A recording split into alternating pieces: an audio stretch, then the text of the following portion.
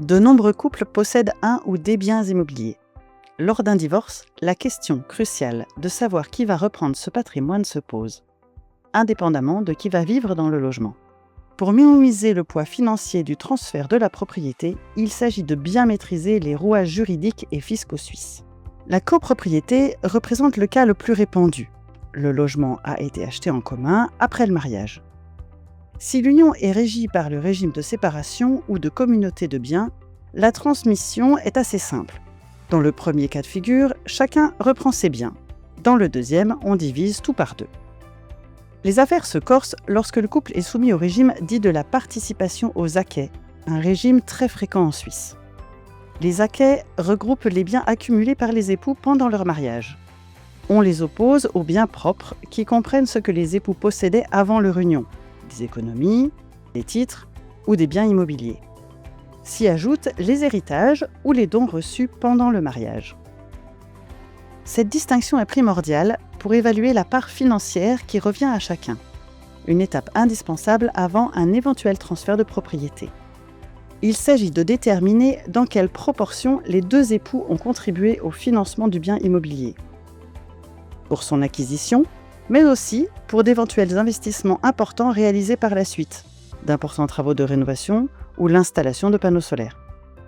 Il faut alors déterminer la source de financement pour organiser le partage des biens. Prenons un exemple. Monsieur et Madame Matet ont acheté une maison en copropriété en 2010. Ils la financent via des acquêts. En 2012, toujours avec leurs fonds communs, ils font des rénovations pour un montant de 500 000 francs. 10 ans plus tard, ils divorcent. Cette somme est comptabilisée à parts égales. Imaginons en revanche que Monsieur Matet ait hérité en 2012 des 500 000 francs utilisés pour les travaux de rénovation. Considéré comme un bien propre, ce montant lui reviendra lors du divorce. Encore faut-il qu'il puisse le prouver, raison pour laquelle il faut toujours bien documenter les financements opérés, même si on ne songe pas sur le moment à un futur divorce. Une fois ces calculs faits, le transfert de propriété peut être réalisé. Mais attention, cette étape ne va pas échapper au fisc, il s'agit de bien la gérer. Premier impôt prélevé, l'impôt sur les gains immobiliers. Il va nécessiter une évaluation financière du bien pour déterminer la plus-value réalisée. Cet impôt peut être payé immédiatement ou de manière différée. Cette deuxième solution est souvent la plus avantageuse. Toutefois, les deux époux doivent l'accepter. En cas de désaccord, l'imposition est immédiate pour l'époux qui cède la propriété. L'imposition différée est plus avantageuse pour les deux conjoints. Celui qui cède sa part n'aura pas besoin de liquidité dans l'immédiat et celui qui reprend la part de l'autre peut bénéficier d'un taux dégressif en fonction de la durée de détention de la propriété. Les droits de mutation représentent le deuxième impôt prélevé. Il s'agit d'un impôt qui peut varier selon les cantons.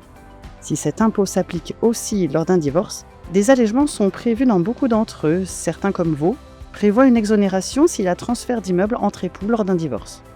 D'autres appliquent une imposition à un taux préférentiel. Chaque situation étant différente, recourir à un spécialiste peut vous aider à évaluer quelle est la solution la mieux adaptée. Vous éviterez ainsi des déconvenues lors d'une étape de vie souvent douloureuse.